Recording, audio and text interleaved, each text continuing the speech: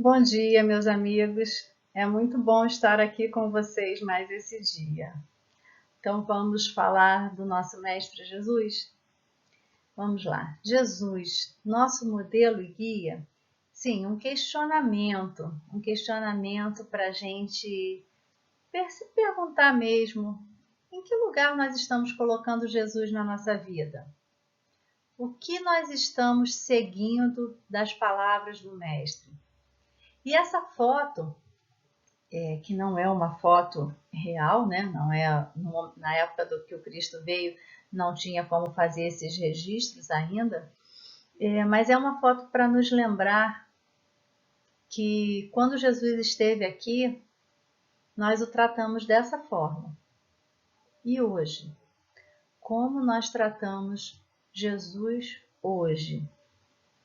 Ainda estamos olhando para ele como aquele que vai nos salvar, como aquele que vai fazer alguma coisa por nós, ou estamos olhando para ele como aquele que deixou os ensinamentos e que nós devemos seguir?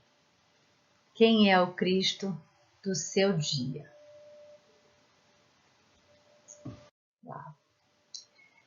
Quando a gente fala de Jesus, modelo e guia, né, a gente precisa entender o que é um guia, né? E por que a gente precisa de um guia. Então, sempre que a gente vai para algum lugar que a gente não conhece esse lugar, a gente tem por hábito contratar um guia, contratar alguém que conheça as estradas, que conheça os caminhos, que conheça o lugar de uma forma que a gente não conhece, para que essa pessoa nos leve pelos caminhos mais seguros, ou pelos caminhos mais rápidos, ou pelos caminhos mais bonitos, a nossa escolha, né? Mas que a gente consiga chegar no local onde a gente deseja. E existem vários tipos de caminho. Nós podemos escolher por qual nós vamos passar. Quando a gente atualiza um pouco essa história de guia, né, e aí a gente vai colocar como exceção lugares onde não temos internet, mas todos os outros, a gente pode falar de GPS. A gente coloca lá no GPS o lugar que a gente quer ir, onde a gente quer chegar, e o GPS vai calcular as rotas. Inclusive, a gente pode indicar se nós queremos ir por caminhos mais centrais, né, os caminhos mais conhecidos, os caminhos que tem pedágio ou que não tem pedágio, estradas asfaltadas, estradas de chão. A gente pode escolher isso tudo no GPS, que ele vai nos indicar qual o melhor caminho dentro das especificações que nós demos para ele. Então, ter um guia é ter alguém que vai nos levar ao lugar onde nós esperamos chegar. E por que nós precisamos? Porque nós não conhecemos os caminhos, porque nós não nos lembramos dos caminhos, porque nós ainda estamos inseguros com os caminhos. Então vamos lá. Na pergunta 625 do Livro dos Espíritos, é uma pergunta muito conhecida de todo mundo, né? Está aqui só para a gente lembrar. Qual o tipo mais perfeito que Deus tem oferecido ao homem para lhe servir de guia e modelo? Jesus. Então, Jesus é esse espírito, esse irmão mais velho que a gente tem, que foi oferecido, né? Que se colocou à disposição para nos ensinar, para servir de guia e de modelo para nós, para ser aquele que ia nos mostrar o caminho mais seguro, o caminho mais reto, o caminho mais rápido, o caminho verdadeiro. Ele que ia mostrar o caminho, porque ele já conhece. Vocês lembram que quando o nosso mundo foi criado, né, o nosso planeta foi criado, Jesus já tinha feito seu processo de evolução. Jesus já estava numa condição de cuidar de nós. Então, quando a gente começou a nossa trajetória, Jesus já era o cara. Jesus já tinha passado por tudo isso que a gente ia passar. Então, ele veio à Terra para nos nos dá esse carinho, para nos dar esses ensinamentos, mesmo sem precisar estar aqui. Muito pelo contrário, né? Quando a gente pensa em Jesus, a gente vê o esforço que ele deve ter feito para poder estar aqui. Vamos pensar nosso mundo hoje. Nosso mundo hoje, provas e expiações, passando para mundo de regeneração. Já estamos numa condição um pouquinho melhor do que lá atrás, quando Jesus veio. Ainda assim, a gente está passando por muita dificuldade. A gente está tendo muita dificuldade para viver esses tempos, porque são tempos muito difíceis. Nada comparado com o que era, mas são tempos de muitos desafios, da gente ter que provar o tempo todo a nossa fé, da gente ter que provar o tempo todo de que lado que a gente está, do bem ou do mal. E Jesus veio lá atrás, no momento em que o mundo tinha passado por aquele estágio de mundo primitivo e estava começando o seu momento de mundo de provas e expiações. Olha, se o finalzinho do mundo de provas e expiações é isso que a gente está vivendo, imagina o início, que foi o momento que Jesus veio. Agora imagina o que deve ter sido para esse espírito que já tinha feito a sua trajetória, ter que retornar para esse mundo grosseiro, para essa matéria densa, que ele já não precisava mais.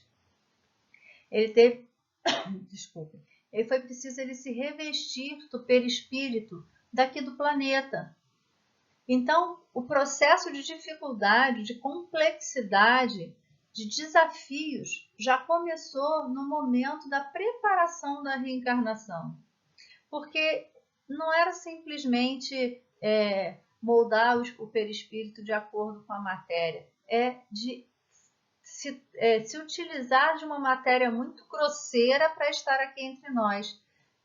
Pensa bem, se a gente hoje, nesse calorão do Rio de Janeiro, tivesse que usar peles de animais como vestimenta, e olha que eu acho que eu estou fazendo uma comparação ainda muito delicada, né? Mas vamos dizer, várias camadas de peles de animais nos 40 graus do Rio de Janeiro. Ia ser quase que insuportável.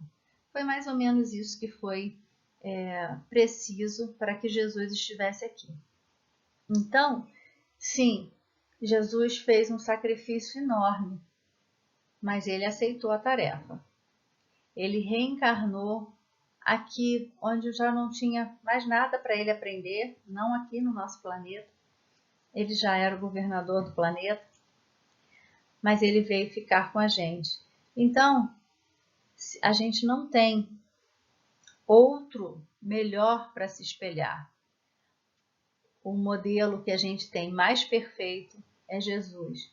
E olha, ele não veio porque foi legal, foi gostoso, não. Ele veio por amor. Ele veio porque ele olhou para o lugar onde ele estava e falou: aqui é o lugar de todos os meus irmãos. Então eu vou ajudá-los a também fazer essa trajetória. E essas palavras são minhas, tá, gente? Eu estou tentando pensar como Jesus pensaria, mas é óbvio que ele deve ter tido um outro tipo de pensamento muito mais evoluído do que esse simplesinho que eu disse aqui agora. Mas na base é isso aí, né? É o amor que o moveu, foi o amor que o moveu a estar com a gente. Essa noção de responsabilidade e de que era necessário para nós. Para nós que eu digo, não para nós os que estávamos encarnados, mas para nós todos enquanto população encarnada e desencarnada que estava fazendo a evolução aqui nesse planeta. E aí, quando a gente fala desse guia, né? Para onde é que esse guia nos leva? Esse guia Jesus, esse GPS chamado Jesus. Para que lugar é aquele ali? Essa estrada do meio, essa estrada reta chamada amor, é a estrada principal. É a estrada que Jesus fala, ó, caminha por aqui, tá vendo? Esse caminho é o caminho mais rápido, é o caminho mais pavimentado e é o caminho que te leva com retidão aos seus objetivos. Mas existem outros caminhos. Todos esses caminhos nas laterais, eles vão chegar no mesmo lugar. Só que alguns dão tanta volta, mas tanta volta, mas tanta volta, que quem foi pelo caminho reto chegou e o outro ainda está lá no início, tentando achar a saída do labirinto no qual ele se enfiou. E é assim a vida, gente.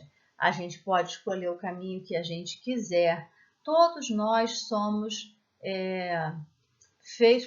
feitos para sermos perfeitos, para chegarmos ao grau de pureza máximo. Todos vamos chegar lá.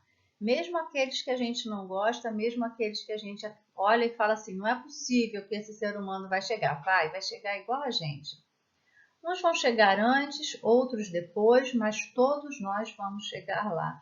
Todos nós seremos como Jesus um dia, ok? Quanto menos atalho a gente pegar, quanto menos caminhos laterais a gente pegar, mais rápido a gente chega. E essas plaquinhas de sinalização, cada uma indicando para um lado, vejam bem, se todas indicassem para o mesmo ponto, todas convergindo para a estrada do amor, estava tudo ok. Mas cada uma indica uma direção. E quando cada uma indica uma direção, cada caminho nos leva para um lugar, a gente fica meio cabreiro, né? Fica se perguntando, peraí, deve ter alguma coisa errada. E tem. Essas placas de sinalização são as tentações. Por isso que na oração do Pai Nosso que Jesus nos ensinou, ele fala, não nos deixeis cair em tentação e livrai-nos do mal. Quando a gente se depara com essas placas, querendo que a gente vá pela porta larga, pela porta que nutre os desejos da matéria, né? A gente pede a Deus que tenha força para resistir e para ficar centrado no que realmente a gente deseja, no que realmente é importante para nós, para que a gente possa se manter nesse caminho central, nesse caminho da retidão. E livrai-nos de todo mal, porque quando a gente consegue resistir a essas tentações, a gente acaba se livrando de vários tipos de mal do caminho. Mas todas essas estradas nos levam a um único lugar, a um único objetivo. Que lugar é esse? Que objetivo é esse? Para onde a estrada que Jesus nos leva, nos guia, nos recomenda? Onde essa estrada nos leva? Onde as outras estradas vão nos levar? Só vão nos fazer perder muito tempo pelo caminho. Aí a gente começa a pensar em termos de evolução. Não essa evolução do corpo, né, que está representada aí, foi só para a gente, é uma forma simbólica da gente representar a evolução, desde lá atrás, onde nós fomos criados simples e ignorantes, ou seja, nós não tínhamos nem noção exata ainda da nossa própria individualidade, né? Nós acabamos de ser transformados ali em seres individuais, em espíritos, e a gente ainda está tomando noção disso. Igual o bebezinho recém-nascido, que ele acha que ele e a mãe ainda são a mesma coisa, né? Mas não é mais, aí ele já está ali do lado de fora da barriga e tal. A gente fica meio que nesse momento de se perceber. E a gente vai fazendo escolhas durante as nossas primeiras encarnações e vamos pegando caminhos diferentes uns dos outros até que chegamos ao ponto em que estamos, né? Nesse ponto aqui de provas e expiações, nesse ponto em que a gente já está em condição de ser testado, nesse ponto em que a gente já está em condição de saber quem somos nós, quem é o outro e como nós queremos cuidar do outro, como nós queremos tratar as nossas relações, o que acontece quando a gente age de uma forma e de outra, qual o caminho que a gente tomando vai ser melhor, a gente já tem noção disso tudo. E a gente ainda está aqui no iniciozinho, do nosso caminho da evolução. Mas a gente vai caminhando até que um dia a gente chega lá na frente. Vou voltar aqui só para a gente ver. Eu não consigo voltar, desculpa. A gente chega lá na frente e naquela luz do final do outro slide, lembra? E então, onde é isso? A evolução é uma jornada em direção à comunhão com Deus. Então vamos pensar. Jesus falava, eu e o Pai somos um só. Não significa que Deus é Pai e Deus é Filho, Jesus. Não, Deus, é Criador, Jesus é criatura como nós. Também foi criado simples e ignorante, fez todo o seu processo evolutivo em outros mundos, não foi aqui na Terra. A Terra não é o primeiro planeta a ser criado, longe disso. Já tem muitos outros aí que fizeram a sua evolução. Nós estamos caminhando e Jesus fez a sua evolução em outros planetas e quando a Terra foi criada, ele ficou cuidando aqui do nosso planeta. Então Jesus hoje vive em comunhão com Deus. Jesus compreende, assim como outros espíritos, né, com grau de pureza para isso, compreendem Deus de uma forma que a gente ainda não consegue. A gente vê lá, Moisés, antes de Moisés, era a ideia politeísta, né? Tinha Deus para qualquer coisa. Eram tantos deuses que a gente até se perdia. De tanto Deus disso, daquilo, Deus do sol, Deus da chuva, Deus do vento, qualquer coisa que fosse um pouquinho diferente do que o homem conseguia compreender naquela época, né? Que ele não conseguia controlar, tudo que não era controlado era considerado um Deus. E aí veio Moisés com a ideia monoteísta de que existia um único Deus. Mas esse Deus era vingativo, punitivo, e se a gente fizesse qualquer coisa errada, já era, ele ia nos punir. O povo estava completamente desestruturado, desorganizado, né? Lembra que eles estavam fugindo, aquela coisa toda, muitos anos de escravidão e tal. E aí fica igual criança, né? Quando você solta no parquinho, queria fazer tudo ao mesmo tempo. Então Moisés veio como disciplinador. Ele veio para trazer essa ideia mesmo de um Deus disciplinador, que se você faz errado, você paga pelo erro que você cometeu. E paga uma paga alta, né? Depois veio Jesus. E Jesus transformou isso tudo. Jesus trouxe Deus Pai, um Deus amoroso, misericordioso, um Deus que quer o nosso bem, um Deus que quer que a gente seja feliz, com que a gente consiga ser feliz. Então, esse Deus amoroso do Cristo, ele já trouxe uma mudança radical na nossa forma de compreender Deus. Com o advento do Espiritismo, nós tivemos uma compreensão racional desse Deus Pai amoroso, misericordioso. Nada mudou em relação a isso, mas veio como se fosse, vamos dizer assim, a ciência, né, tentando explicar. Então, o racional tentando explicar isso. Deus, que é Deus?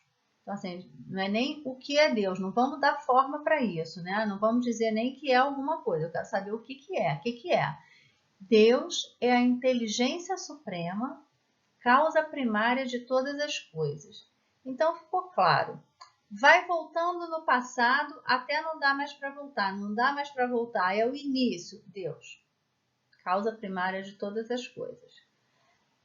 Se é o início de tudo, cara, não vai ter nada mais inteligente. Inteligência suprema.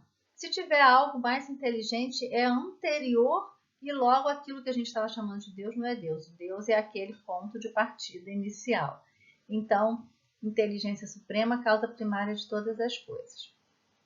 Apesar dessa explicação maravilhosa, apesar da gente compreender que Deus é o Criador, sendo o Criador, nós somos todos criaturas, logo essa ideia de um Deus Pai né? Era o que se compreendia naquela época de Jesus. Então, um Deus Pai, porque é o nosso Criador, um Deus amoroso, um Deus misericordioso, um Deus que quer que a gente aprenda, que a gente se eduque e nos dá oportunidades de vida que para nós parecem punições, mas que na verdade são só oportunidades para que a gente seja melhor.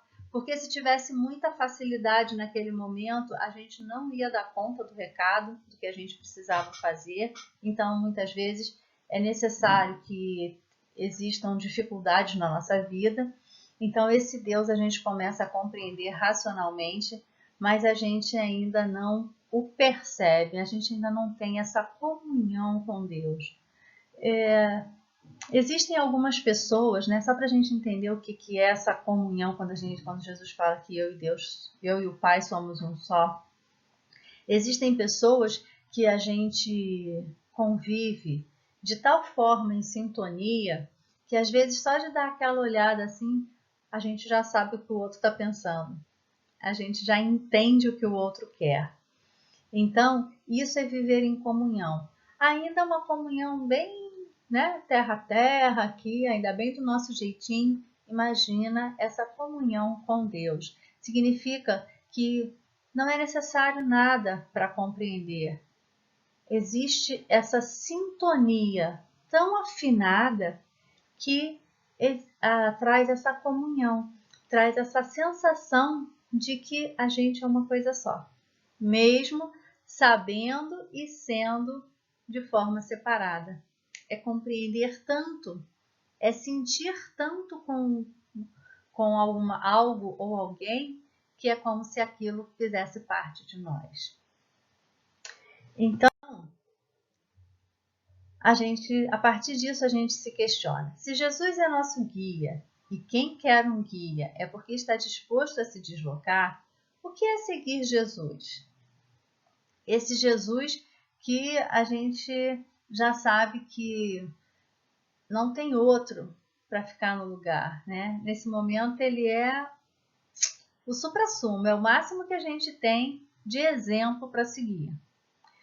E aí, bom, se eu compro uma passagem para algum lugar, e lá nesse lugar eu contrato um guia para me levar nos lugares bonitos que eu quero conhecer. Ou se eu pego meu GPS e programo meu GPS para chegar no destino.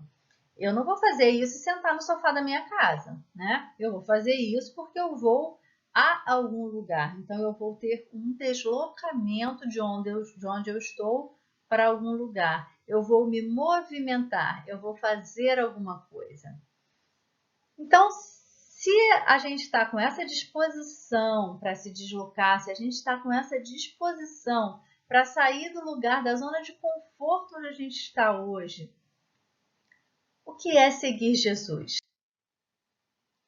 Seguir Jesus é pautar a vida sobre esses valores que ele nos ensinou, de modo que não seja mais necessário adoecer. Ué, então quer dizer que se eu viver como Jesus, eu não vou mais ficar doente? Vamos parar para pensar? O que é que faz com que o nosso corpo adoeça? Não estou falando da gente espírito, não, estou falando do corpo. Vários motivos, né? A gente pode falar que são os agentes externos, os vírus, as bactérias. Tem muita gente que tem contato com isso tudo também e não adoece. Então, não é o fator externo que faz com que eu adoeça. O fator externo é o agente que faz com que a minha sensibilidade, a sensibilidade do meu corpo, caia. Esse agente externo, ele só consegue se instalar no meu corpo e fazer esse corpo adoecer se a imunidade desse corpo estiver baixa. E o que faz com que a imunidade do meu corpo esteja baixa? Vários motivos, né? Desde questões de vidas passadas e que hoje o corpo está mais fragilizado mesmo, maus tratos ao meu próprio corpo nessa encarnação, maus pensamentos. Quando eu vivo de uma forma desregrada, e quando eu digo desregrada, eu não estou falando só do desregramento dos prazeres da carne, eu estou falando também dos meus desregramentos mentais e espirituais.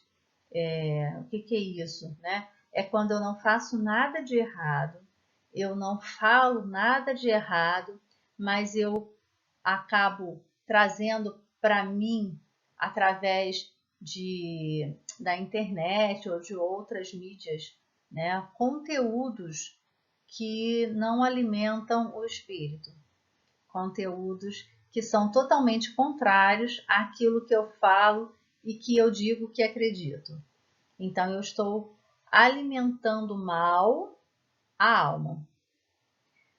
Eu faço uma boa refeição, eu me alimento meu corpo com frutas, verduras, legumes, tudo direitinho. Eu falo coisas boas, eu vejo coisas boas, né? As pessoas acham realmente que eu estou nutrindo a alma com tudo que é bom. Mas quando não tem ninguém perto, aí eu me permito algumas situações de violência, de pornografia, e aí eu falo mal de um, de dois e de três, comigo para comigo mesmo. Não faz diferença, gente. Isso vai fragilizar, vai nos fragilizar enquanto almas. Isso vai nos deixar vulneráveis aos vírus, às bactérias invisíveis, não materiais. A bactéria, os vírus do egoísmo, o vírus do orgulho, o vírus da maldade, da vaidade, as pequenas e grandes obsessões. E isso vai me deixando cada vez mais vulnerável. E a alma vulnerável, ela não consegue trazer uma boa vibração, uma boa energia para o próprio corpo. E isso é uma situação, né? Aí eu deixo o meu corpo também vulnerável, porque eu, espírito encarnado, estou vibrando um monte de porcaria. Por mais que eu queira mostrar para os outros que eu sou um docinho, que eu só falo coisas boas, que eu estudei pra caramba, no meu íntimo eu não estou sendo assim. E aí não adianta, não dá para enganar a si mesmo. Se no meu íntimo eu não sou assim, eu vou transferir esses sentimentos para o corpo físico também. Mas isso é só a pontinha do iceberg, tá? Hoje nós estamos vivendo situações de dificuldades no corpo em função de situações do passado que nós vivemos. Nós maltratamos o nosso próprio corpo no passado, nós nos envolvemos em relações de dificuldade no passado que estão refletindo no corpo hoje, enfim, várias situações de provas, de expiações, né? As expiações são aquelas situações que a gente tem que passar agora para poder reorganizar a bagunça que a gente fez lá no passado. Então, se eu maltratei muito o meu corpo hoje está, meu perispírito, né, ficou com aquilo ali, com aquela lesão, e hoje o meu corpo físico também tem essa lesão por ser um reflexo desse perispírito. Então, eu vou precisar passar por essa doença, por essa dificuldade na matéria, mas não é porque Deus é mau, porque Deus quer me punir, porque Deus está querendo me maltratar. Não, é porque eu lesei isso em mim mesmo, no meu corpo perispiritual. E agora eu estou tendo a oportunidade de regenerar essa parte que ficou machucada, né? Igual a gente faz com um machucado comum no corpo. A gente cuida durante a encarnação para que a gente possa ficar com tudo arrumadinho novamente. Algumas situações têm a ver com relacionamentos do passado, e aí a gente vai reencarnar com essas pessoas, e aí a gente fala assim, nossa, parece que eu atraio gente doida, parece que eu atraio problema. Não, a gente se ligou a esses problemas, a gente arrumou esses problemas numa outra vida, e hoje a gente está tendo a oportunidade de aprender a fazer diferente, de aprender a se amar estando junto, convivendo numa outra situação. E essas experiências difíceis são as experiências que nos fazem compreender a vida e nos fazem aprender a desatar os nós, né? Os nós que cada um dá a sua contribuição, e a gente faz um laço com essas duas pontas, a minha e a do outro. Assim sendo, a gente não vai mais adoecer, porque se hoje eu tenho uma vida reta, se hoje eu tenho uma vida em que eu não faço mal nem para mim, nem para o outro, pelo contrário, eu faço bem para mim e para o outro, eu cuido de mim e do outro, eu não estou causando nenhum tipo de lesão à minha história, nem para mim, nem para o outro. Então, eu não tenho nada lá na frente para arrumar. Eu já estou deixando arrumado. Compreendem como é bonita essa história? Compreendem como Jesus falava para a gente coisas simples, mas que faziam com que a gente tivesse uma vida saudável, com que a gente chegasse mais rápido ao nosso objetivo. Jesus nunca mandou a gente fazer nada. Jesus nunca nos obrigou a fazer nada, mas Ele sempre nos deu a direção e o caminho para sermos seres saudáveis. E para sermos seres saudáveis, nós precisamos, não tem outra forma, nós precisamos abrir mão dos prazeres da matéria para que a gente possa ter os prazeres, vamos dizer assim, da real felicidade. Na verdade, é abrir mão do prazer para poder ser feliz. André, eu não estou entendendo nada. Essa história de abrir mão de prazer para ser feliz? Sim, vamos pensar. Usar drogas lícitas ou ilícitas, né? As lícitas, o álcool, o tabaco, as ilícitas, todas as outras que a gente conhece, noites de dias, períodos de sexo desregrado, excesso de comida, comer um pote de sorvete de 2 litros e por aí vai. Qualquer prazer exagerado da carne nos dá um prazer momentâneo, né? E aí a gente vai falar do mais simplesinho, né? Comer um pote de sorvete de 2 litros sozinho, é gostoso enquanto a gente está comendo. Depois que a gente acaba de comer, a sensação de mal-estar, de estômago pesado, é horrível. Depois que isso passa, o tempo passa, se a pessoa tiver algum probleminha de estômago ou de fígado, ela vai penar. E assim sucessivamente, até que esse excesso de gordura e açúcar seja expelido do organismo. Bom, teve um prazer, não teve? Lá no início, mas depois foi só derrota. A mesma coisa com as drogas. Esses pequenos prazeres da vida, né? A gente falou de um prazer exagerado, que seria a overdose, né? Quando a gente está falando de um pote de sorvete, chega uma hora que a gente não aguenta mais, a gente para. Quando a gente está falando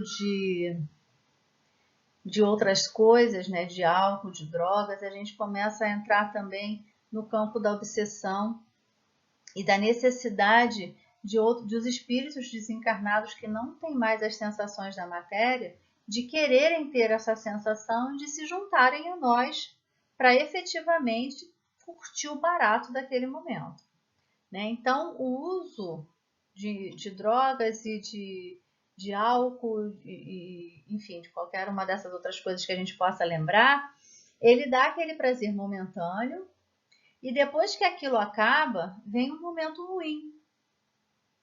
Porque tudo aquilo que a gente estava querendo fugir, volta. Porque o barato ali que aconteceu ali das drogas e tal, do álcool, foi um período curto. Tem toda a vida ainda pela frente. E aí a gente quer mais para não sentir aquilo que a gente estava fugindo, para continuar fugindo. E algumas pessoas acabam fazendo essa busca de uma forma tão incessante, né, que usam uma dosagem além da que o corpo suporta e acabam indo a óbito por conta disso. É o que a gente chama de overdose. Algumas pessoas conseguem se salvar e outras não. E isso é para tudo, gente. Tudo na vida, tudo que a gente dá vazão ao nosso desejo do corpo, é assim, acabou. O corpo não está mais tendo a sensação daquilo, passou. Aí a gente volta para o nosso normalzinho. Agora, é diferente quando a gente pensa no que Jesus chamava de porta estreita. Né? A porta estreita não é a porta do problema, é a porta de quando a gente se importa com o outro. É a porta que ela é mais difícil de passar, mas que ela dá mais prazer, ela dá mais felicidade para a gente. Então, quando eu faço alguma coisa bacana, quando eu falo alguma coisa bacana, quando eu cuido de alguém, quando eu me dou para o outro, a sensação de felicidade, de alegria é grande e não acaba no momento em que eu acabei a ação. Pelo contrário, ela ainda fica com a gente durante muito tempo. E o mais legal de tudo, não tem contraindicação. Ninguém vai ter overdose de caridade. Você pode fazer pelo outro hoje, amanhã, depois, o dia todo, o tempo que você puder. Você pode viver o amor tempo que você quiser. Não tem nenhuma contraindicação. Então, é um estado que ele não acaba, que ele pode ter, que a gente pode fazer a manutenção dele. A gente não vai fazer um negócio e depois vai falar, ai, para que eu fiz isso? Por que eu ajudei? Eu agora estou me sentindo tão mal. Não. Geralmente a gente conta essas histórias com muita alegria, com muita ternura, né? E isso faz um bem enorme.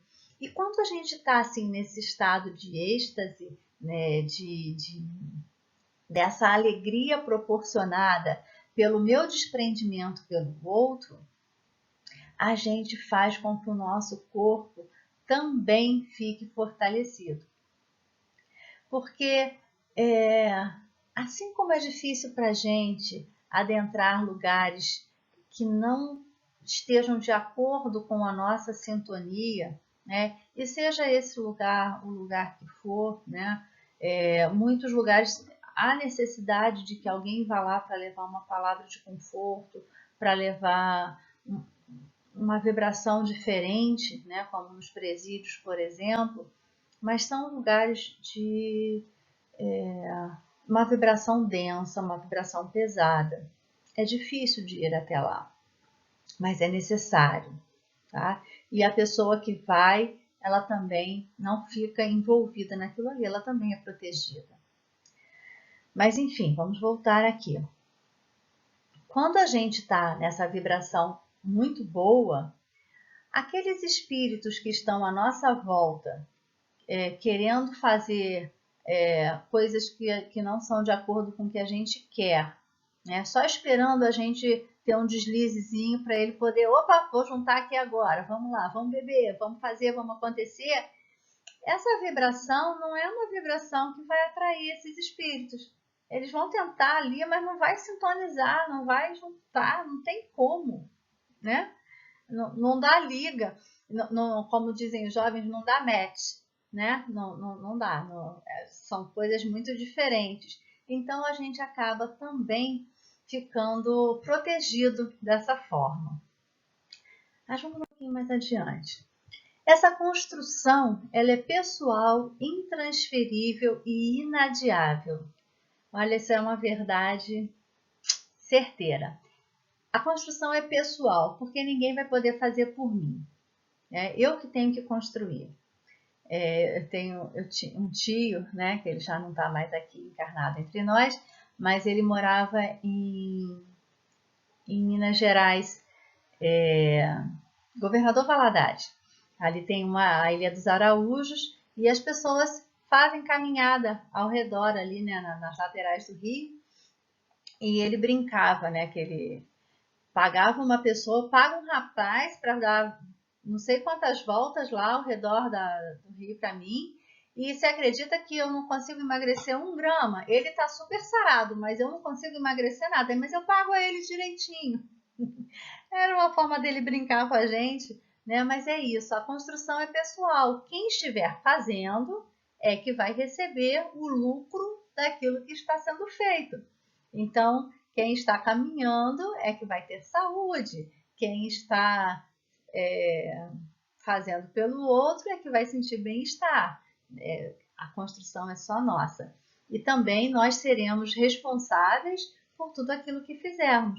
Se fizermos algo comprometedor, bagunçador, será que existe essa palavra? Se não existe, acabei de inventar. Se a gente fizer algo bagunçador, a gente vai ter que arrumar depois. A construção também é intransferível.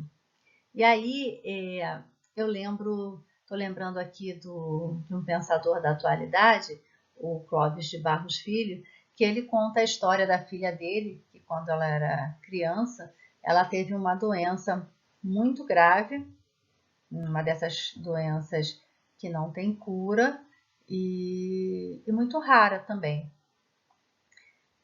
E é um vírus que, se ele eclodisse, né, se ele entrasse em ação no organismo dela, não tinha o que fazer, ela ia morrer. Mas se num período de 2 anos esse vírus não atacasse o organismo dela, ela estava curada, porque o organismo venceria o vírus e o vírus ia morrer num prazo de 2 anos.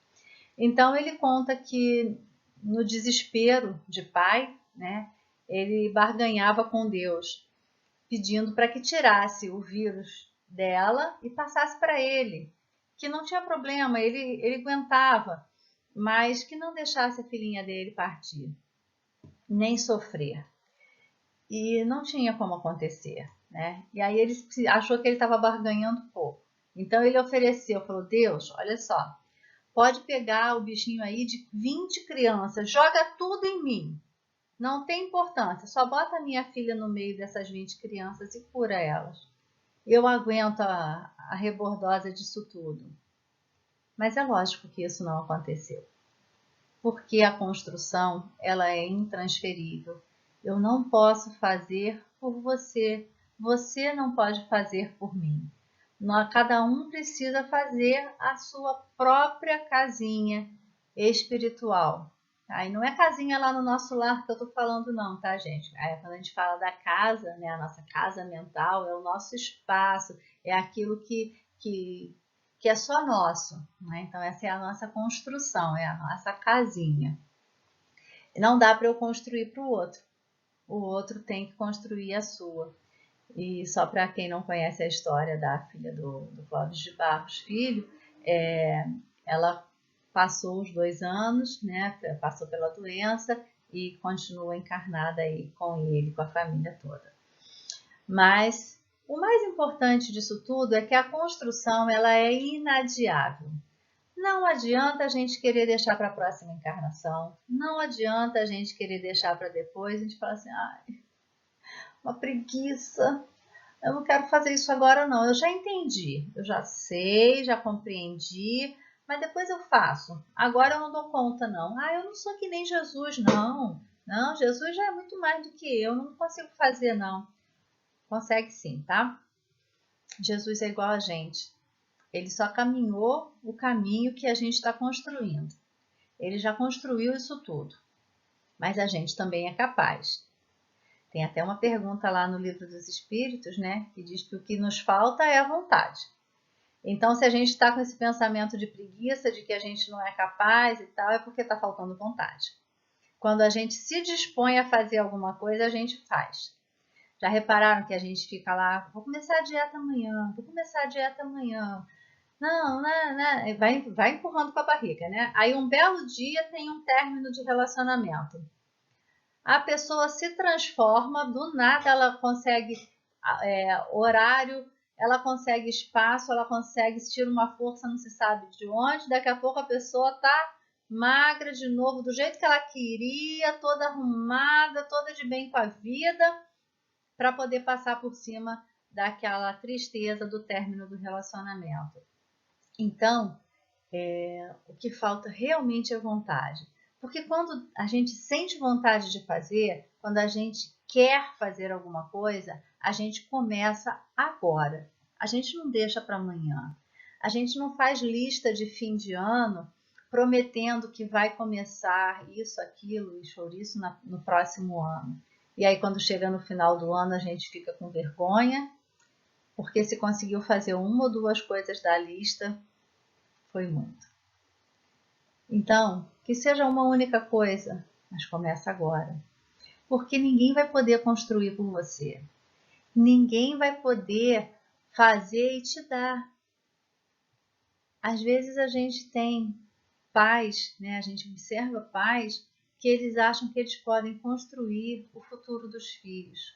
Não podem. O máximo que a gente pode dar para os filhos é o exemplo. A gente pode dar o evangelho, a gente pode dar aquilo tudo que vai servir de comparação para ele. Durante a infância, né, a gente vai dando tudo isso para que sirva de comparação para no momento em que o homem velho, com a sua bagagem das outras vidas, realmente se faça presente nessa encarnação, ele tenha termos de comparação do que era com o que aprendeu agora para fazer as suas próprias escolhas. É assim que a gente ajuda o outro a construir o caminho. Mas a gente não vai construir por ele. Se ele decidir que vai continuar caindo nos mesmos erros, a gente não vai conseguir fazer nada. Então, começa agora. Começa por você, começa pelo outro, mas começa já.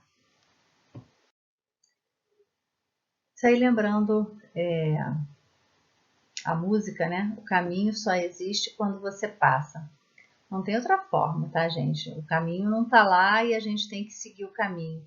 Lá naquele slide, né, daquela reta, aquilo ali é só simbólico. O caminho não tá lá, não. O que existe é, vamos dizer assim, as instruções e uma bússola. Isso a gente tem. As instruções e uma bússola. E Jesus sendo o nosso guia, dizendo vai por aqui, vai por ali, esse é o caminho certo. São as instruções, né? Jesus são as nossas instruções. Mas o caminho só vai existir conforme a gente for passando.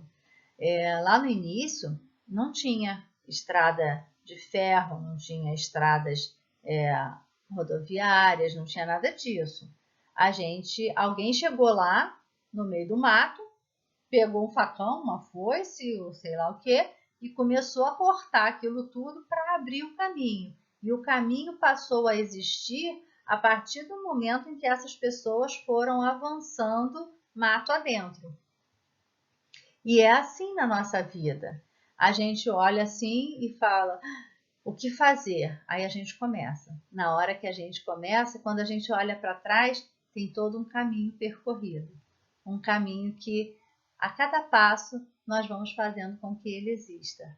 Mas é só assim, gente. É só caminhando, tendo vontade, querendo mesmo, é que a gente vai fazendo esse caminho acontecer.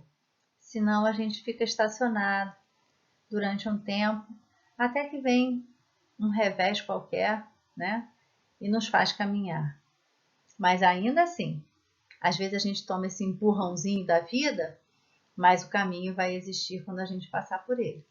O empurrãozinho é só para a gente acordar e ter um pouquinho de vontade para começar. E aí a gente pergunta, com isso tudo, onde encontrar Jesus? Está faltando uma letrinha R ali. Onde encontrar Jesus? Se Jesus é o nosso guia, se Jesus é o nosso GPS, onde que eu encontro Jesus? Na máxima, amar a Deus sobre todas as coisas e ao próximo como a si mesmo. Não dá para a gente dividir isso em duas partes, é uma coisa só. Por quê? Deus é o Criador e suas criaturas, todo o restante. Tudo que não é Deus é criatura de Deus. Se eu amo a Deus, automaticamente eu amo as suas criaturas. Se eu amo suas criaturas, automaticamente eu estou amando a Deus. Então não dá para dividir, eu não consigo amar a Deus e querer que as criaturas se deem mal. Não. Se eu quiser que o outro se dê mal, se eu maltratar o outro, eu não estou amando a Deus. E se eu disser que eu sou ateu, não acredito em Deus, Deus não existe, tudo que existe é obra do acaso e da ciência. Mas eu trato muito bem as pessoas, eu sou misericordioso, eu sou humilde, eu sou magnânimo, enfim, eu vivo uma vida com uma retidão de causar inveja às outras pessoas. Eu estou amando as criaturas. Logo, eu estou amando a Deus, mesmo sem acreditar na existência desse Deus. Compreendem? Não dá para dissociar uma coisa da outra. E quando a gente vive isso, quando a gente consegue viver isso, a gente encontra com Jesus. Por quê? Porque a gente vai fazer o nosso processo de evolução, nós vamos chegar no mesmo lugar que Jesus e a gente vai se encontrar lá. A gente não consegue encontrar com alguém que está vivendo num outro continente. A gente estando aqui e o outro no outro continente. Ah, Andréia, dá sim pela internet. Tá, pela internet é a nossa prece. A gente consegue falar com Jesus através da nossa prece. Mas eu estou falando de estar no mesmo lugar que ele, de poder vivenciar as mesmas experiências que ele está vivenciando nesse momento. E a gente consegue encontrar Jesus nesse lugar aqui, no lugar do amor. Quando a gente conseguir fazer esse caminho de amar a Deus sobre todas as coisas e ao próximo como a si mesmo, a gente vai chegar lá no final da estrada e vai encontrar com Jesus e vai também estar em comunhão com Deus. Eu sei que falando é bem mais simples do que vivenciando, mas se a gente não começar, a gente nunca vai chegar. Tem que dar o primeiro passo, tem que experimentar. É igual uma comida nova. Você experimenta a primeira vez, acha estranho, aí experimenta a segunda, já não é tão estranho, da terceira você já gosta, até que um dia você fala assim, estou com tanta vontade de comer aquilo que eu não comia, né? É assim, o amor é desse jeito. A gente acha estranho, a gente acha que está sendo bobo, e depois a gente já não acha mais tão estranho, e depois a gente começa a gostar, e a gente começa a vivenciar simplesmente porque é assim, porque é o caminho que a gente escolheu. Bom, falamos de Jesus, nosso guia, né?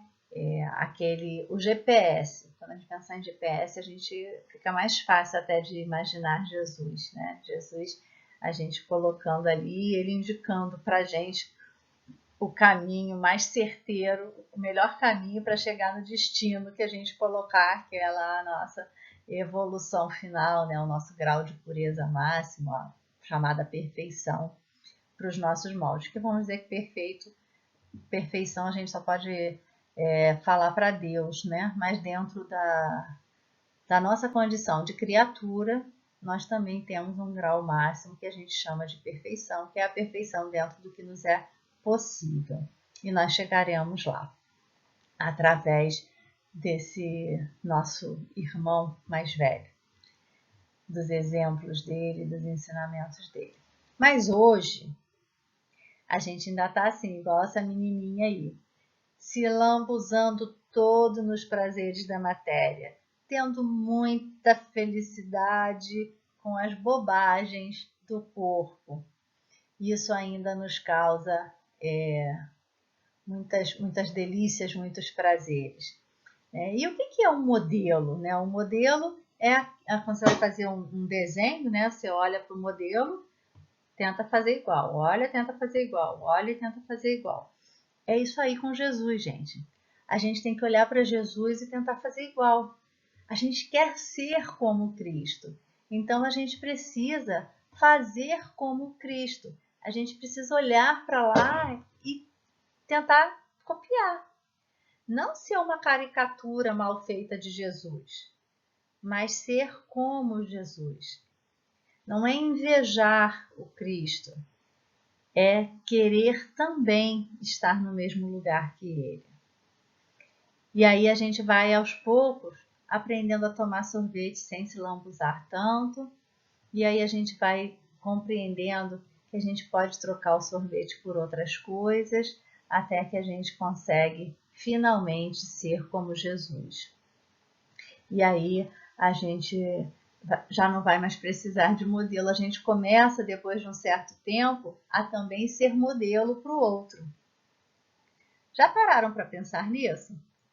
Que enquanto pais, tios, irmãos, evangelizadores, palestrantes, qualquer coisa, nós somos exemplo para o outro, nós somos modelo para o outro também. Quem de nós nunca olhou para alguém mais velho e falou assim, eu quero ser igual o fulano quando eu crescer? Um pai, um tio, uma mãe, uma tia, uma prima, um irmão, sei lá. Às vezes até um amigo da família, né? Um professor, a gente fala, nossa, eu quero ser igual fulano quando eu crescer. Essa pessoa está sendo modelo para a gente. Então, nós temos uma responsabilidade duplicada. A responsabilidade de deixar de ser criancinha que se lambuza para olhar para Jesus e ser como Cristo, e a responsabilidade de já estarmos na condição de sermos modelo para outras pessoas. Então, tudo aquilo que a gente faz, não se engane, tudo que a gente faz é observado por alguém. E se ninguém estiver vendo, se nós estivermos no escuro do nosso quarto, está sendo observado por nós mesmos e por uma multidão de seres desencarnados que nos acompanham. Então, não adianta agir de uma forma na frente dos outros e de outra forma quando está sozinho. Vamos aprender, vamos realmente internalizar as verdades que falamos. E quando eu estou dizendo isso, eu estou dizendo para você, eu estou dizendo para mim mesma. É difícil, é muito difícil a gente, às vezes, conviver com determinadas pessoas. Falar aqui, lembrar das coisas de Jesus é muito fácil, mas conviver com o outro, conviver com aquele outro que pensa totalmente diferente da gente, conviver com aquele outro que azucrina o juízo da gente, é muito difícil, gente. Mas é justamente aí que a gente precisa olhar para Jesus e falar, eu quero ser como o mestre, e a gente tenta fazer igual a ele. Aí a gente segue o caminho que ele ensinou para a gente, que a gente consegue. Se a gente não conseguir 100% do tempo, o pouquinho que a gente conseguir já está valendo. A gente já caminhou, já fez um pedacinho a mais do nosso caminho. E a gente vai tendo alegria por essas pequenas conquistas. Então, se tem alguém na nossa casa espírita, por exemplo, que é o chato, que é o cri-cri, que é aquele que ninguém aguenta, é esse que a gente precisa cuidar, é esse que a gente precisa ter cuidado com as nossas relações para que a gente não se sinta nem melhor nem pior do que ele. Porque pode ter certeza, se a gente acha que o outro é chato, que o outro é cri-cri, que o outro é difícil, ele também pensa o mesmo da gente. Porque, na verdade, o que faz com que a gente entenda o outro dessa forma é que nós somos diferentes e pensamos de forma diferente. Então, quem está com a verdade? Deus. Deus é imutável. Todas as suas leis são imutáveis. A interpretação que a gente faz dessas leis, elas mudam com o tempo. Porque um dia nós compreendemos de uma forma, quando amadurecemos um pouco mais, compreendemos de uma outra forma e assim sucessivamente até estarmos em comunhão com Deus. Nenhum de nós aqui encarnados está em total comunhão com Deus. Então, não vamos nos achar a última Coca-Cola do deserto, nem, como dizia um amigo do colégio, o resto da sobra do excremento da mosquinha que pousou no cocô do cavalo do bandido. Né? A gente é alguma coisa assim, a gente não é tudo, não. Nós somos todos iguais, semelhantes, não vamos dizer que somos iguais. A gente está mais ou menos no mesmo período ali, no mesmo local de evolução. Uns um pouquinho mais, outros um pouquinho menos, mas de uma forma geral, nós todos estamos na mesma condição. Senão não estaríamos aqui, meus amigos. Se fôssemos muito evoluídos, nós estaríamos só de passagem. A gente percebe quem é mais evoluído do que a gente. Então, se o irmão é chato, se o irmão perturba, lembra que você também é chato e você também perturba. Eu vou lembrar também que eu sou chata e eu perturbo alguém, para que a gente possa olhar para o outro com as suas dificuldades e ter misericórdia, que é a misericórdia é essa coisa empática de compreender que nós também temos defeitos e que o outro também vai conseguir chegar lá. Se eu já conseguir, ele também vai conseguir, porque na outra coisa que ele já conseguiu, eu ainda estou a caminho. Então, é isso aí, viver o Cristo dá um maior trabalho, muito trabalho, mas é muito bom, podem acreditar. E aí a gente precisa pensar rapidinho sobre promessa e ação. Qual a diferença disso? A promessa é aquilo que a gente diz que vai fazer. Eu vou fazer isso, ser aquilo, ou então eu prometo para você que amanhã eu faço essa determinada situação, mas eu não estou fazendo.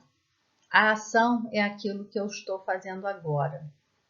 Então, se eu digo para você que eu vou fazer, eu ainda não fiz. Se eu digo a você que eu vou tentar, eu ainda não fiz. Agora, se eu digo, estou fazendo agora e faço, aí sim, essa ação é que vai fazer a diferença. Porque enquanto eu não faço, eu ainda não tenho a vontade necessária para fazer. Prometer é fácil, agir é que é difícil. Então não faça promessas para o ano que vem. Comece a agir agora. Não se prometa a você mesmo nem a ninguém coisa alguma. Faça.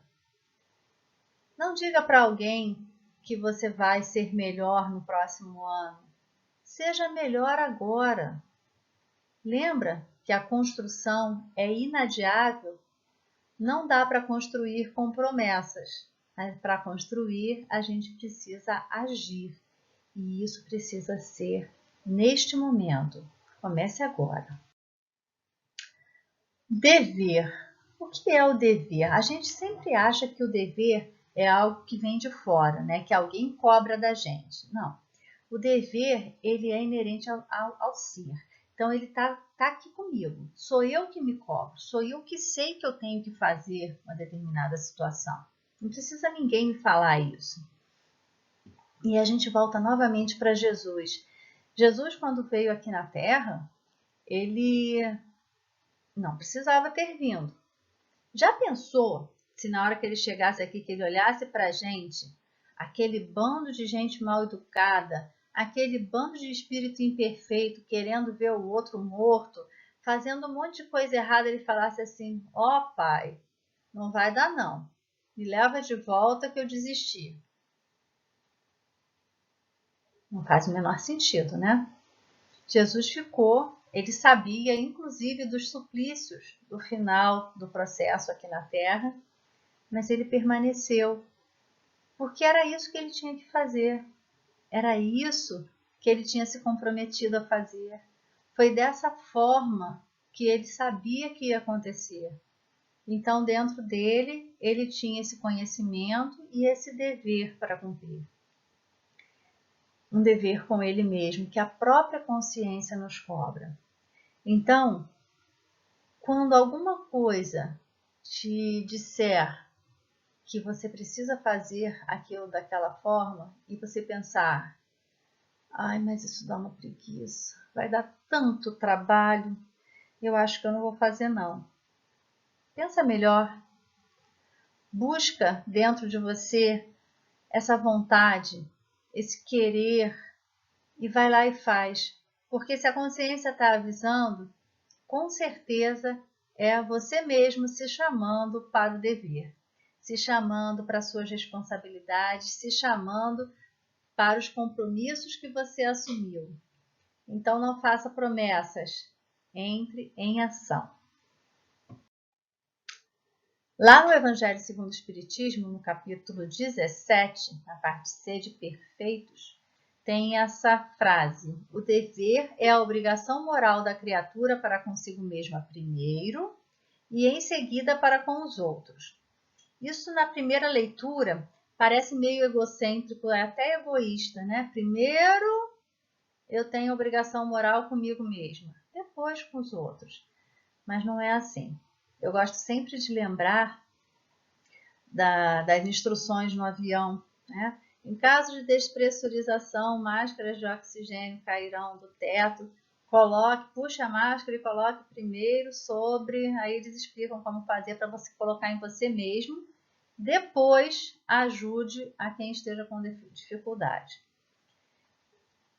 Por que é feito dessa forma? Primeiro você libera o oxigênio e coloca em você, para que você tenha estrutura, condição de ajudar o outro. Se você colocar no outro e ficar se sentindo mal, você vai precisar que alguém te ajude. Então é preciso que você esteja preparado, fortalecido, para que você possa ajudar 1, 2, 3, quantos estiverem em necessidade. E é a mesma coisa em relação ao dever, né? Essa obrigação moral que a gente tem primeiro com a gente está cobrando da gente mesmo aquilo que a gente sabe que é importante ser feito. E depois com o outro. O outro, ele vem como consequência daquilo que a gente sabe que é importante. Então, se eu penso nas minhas responsabilidades, o outro está inserido nas minhas responsabilidades. Ele vai acontecer como consequência disso. Então, é isso. Cuide de você mesmo. Cuide da sua própria percepção do que é necessário ser feito. Não faça pelo outro, faça por você. Faça porque a sua consciência está te cobrando. O outro vai ser inserido nisso, pode ter certeza. Não dá para fazer o que a nossa consciência pede e ser egoísta ao mesmo tempo. Porque a nossa consciência, né, tá lá o selinho de Deus, tá lá a lembrança de que nós somos criados, somos criaturas divinas, de que nós estamos destinados à perfeição, de que nós estamos destinados ao amor. Então, não tem como. Se a gente ouvir a própria consciência, a gente vai viver de uma forma correta. E se houver alguma dúvida se o que a gente está considerando como nosso dever está certo ou errado, tem lá o nosso guia, Jesus. E aí essa passagem do Cristo que muita gente não conhece, né? Ele diz: mas que vos parece? Um homem tinha 2 filhos e, dirigindo-se ao primeiro, disse: Filho, vai trabalhar hoje na minha vinha. Ele, porém, respondendo, disse: Não quero. Mas depois, arrependendo-se, foi. E dirigindo-se ao segundo filho, falou-lhe de igual modo. E respondendo ele, disse: Eu vou, Senhor. Mas não foi. Qual dos 2 fez a vontade do Pai? Disseram-lhe eles: O primeiro. Por quê? Porque o segundo fez a promessa: Eu vou, Senhor, mas não entrou em ação. E o primeiro até bateu o pé, reclamou e tal, mas ouviu a própria consciência e viu que era seu dever cuidar da vinha que também era dele, que ele vivia daquilo ali também. E ele foi lá e entrou em ação e fez o que deveria ser feito. Então, Não adianta nós termos grandes ideias, não adianta falarmos bonito. O que importa é o que a gente faz. O que importa, no final das contas, no frigir dos ovos, como diziam os antigos, é aquilo que a gente coloca em ação. É o que eu faço pelo outro, o que eu faço por mim mesmo. É isso que importa. E a intenção? A intenção acompanha a minha ação. Se a minha ação ela tem uma boa intenção, eu estou aprendendo com ela. Se a minha ação tem uma intenção que não seja nobre, se eu estou utilizando a minha ação para me autopromover, por exemplo, eu não estou tendo aprendizado nenhum. Mas uma coisa é certa, quem estiver recebendo não quer saber se a minha intenção é cumprir o meu dever, se a minha intenção é ajudar o outro ou se a minha intenção é me autopromover. Então, seja da forma que for, se for caridade, se for para fazer algo que alguém esteja necessitando, faça. Se não servir para você, vai servir para o outro com certeza. Então, sempre faça aquilo que vai ajudar alguém. Um dia a gente aprende, um dia a gente começa a fazer, simplesmente porque a gente entende que a gente está aqui nesse mundo, a gente faz parte desse mundo e é nosso dever diminuir as dificuldades do outro também. Mas, por enquanto, se não der para ser assim, se você precisar se promover com isso, não tem problema. Vai lá, faz para o outro, que o outro que está precisando, ele vai receber de bom grado. E sempre é uma grande ajuda. No livro Jesus e a Atualidade, de Divaldo, tem algumas frases muito interessantes. Eu separei essas 4. Nunca prometas realizar o que não pretendes fazer, né? As promessas sem as ações. Se não vai fazer, não promete, tudo certo, cada um tem a sua oportunidade, tem a sua possibilidade de escolha. Eu não sou obrigada a fazer nada, mas se eu prometo para alguém, eu devo cumprir. Eu devo fazer porque o outro vai ficar esperando. Jamais permaneças inoperante num lugar já conquistado. Segue adiante. É aquela situação, eu já aprendi isso, então não preciso aprender mais nada? Não. Tudo, quanto mais eu aprendo, mais eu descubro que tem muita coisa para aprender. Então, não para. Alcançou alguma coisa? Vai adiante. Tem sempre mais alguma coisa para alcançar. O dever que te impõe renúncia e sacrifício também te libera dos conflitos e das dúvidas. O dever, aquilo que a nossa consciência nos cobra, mas que dá muito trabalho, que às vezes a gente tem até que abrir mão da gente mesmo pelo outro, com certeza, essas situações da vida, elas estão atreladas a situações anteriores. Então, quando eu consigo abrir mão daquilo que seria às vezes um bem-estar para mim, para poder cuidar do outro, isso faz com que as dúvidas acabem, eu tomei uma decisão e os conflitos se desfaçam. Porque tudo que eu faço por alguém, todo exemplo de amor, é também uma forma de dissolver os ódios do passado. Então, se vai dar trabalho, se vai ter sacrifício, se vai ter renúncia, não se importe. Com certeza é algo grande que está sendo resolvido. Ninguém tem o direito de fruir sem trabalhar, explorando o esforço de outrem. Não só no trabalho nosso para ganhar o pão de cada dia, mas em qualquer lugar que estejamos, né? É importante que todos contribuam, que todos façam a sua parte e não que mandem os outros fazer, né? Sejamos líderes verdadeiros. O verdadeiro líder, ele dá o exemplo para que os outros o sigam e não manda os outros fazerem alguma coisa. Podemos observar Jesus. Jesus não falou para a gente amar, Jesus amou.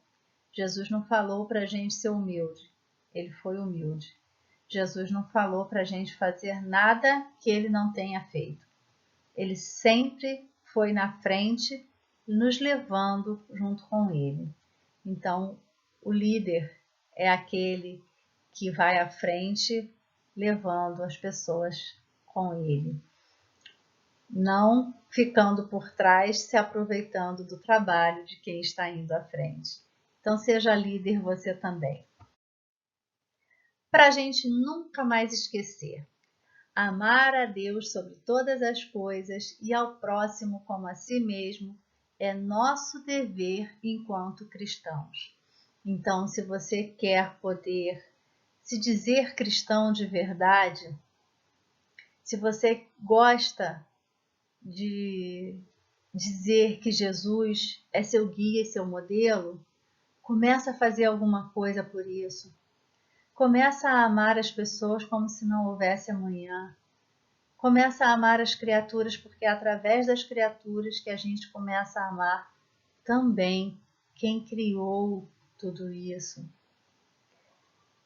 Não deixa para amanhã, você pode começar agora. Entra em ação.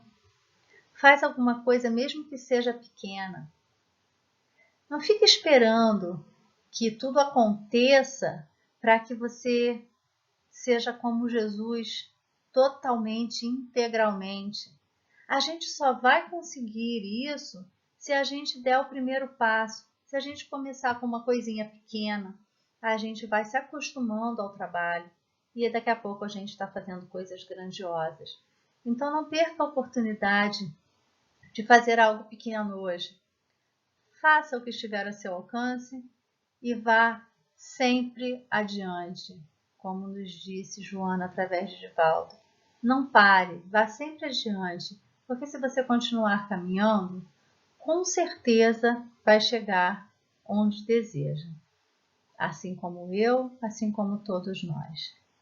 Então, gente, nesse mês de dezembro, né, que historicamente pode até não ser o mês que Jesus nasceu, mas com certeza socialmente é o mês em que as pessoas se mobilizam para lembrar da vinda do Cristo à Terra, que a gente possa escolher Jesus, que a gente possa ter esse nosso irmão realmente como nosso mestre, como nosso guia, como nosso GPS e como nosso modelo. Esse ano, um ano especialmente difícil para muita gente, eu ousaria dizer para todos nós, né? Quem não teve problemas de uma ordem, teve problemas de outra ordem, muitas perdas, né? E com certeza isso tudo não está acontecendo porque Deus é mau, porque Deus esqueceu a gente aqui na Terra. Nada disso. Isso está acontecendo porque está sendo necessário.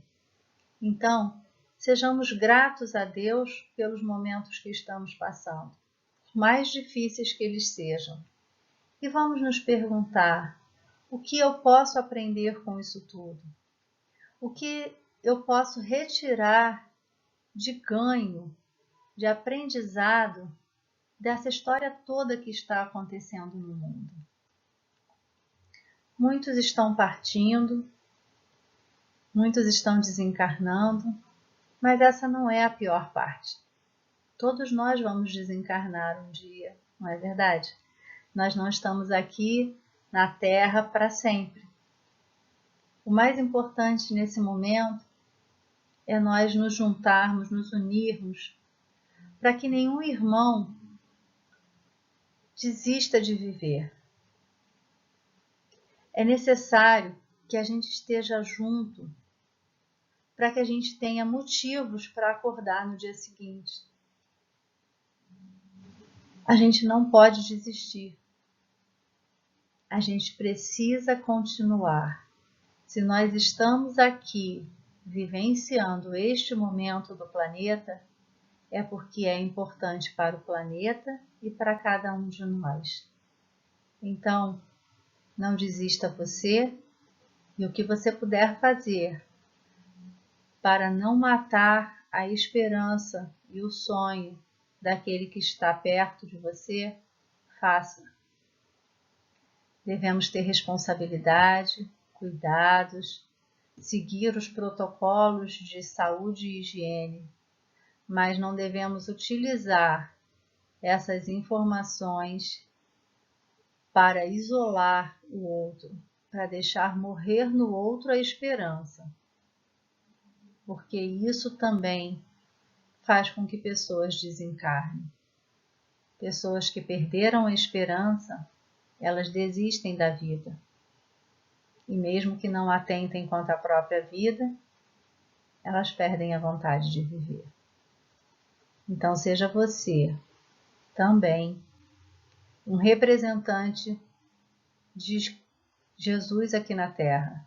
Seja você também aquele que vai fazer a diferença, que vai ser importante para quem está perto de você ter coragem, ter força e ter fé, porque esse momento vai passar.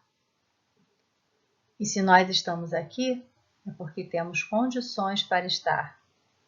Não desista, permaneça e que Jesus esteja no coração de todos nós. Muita paz para todos.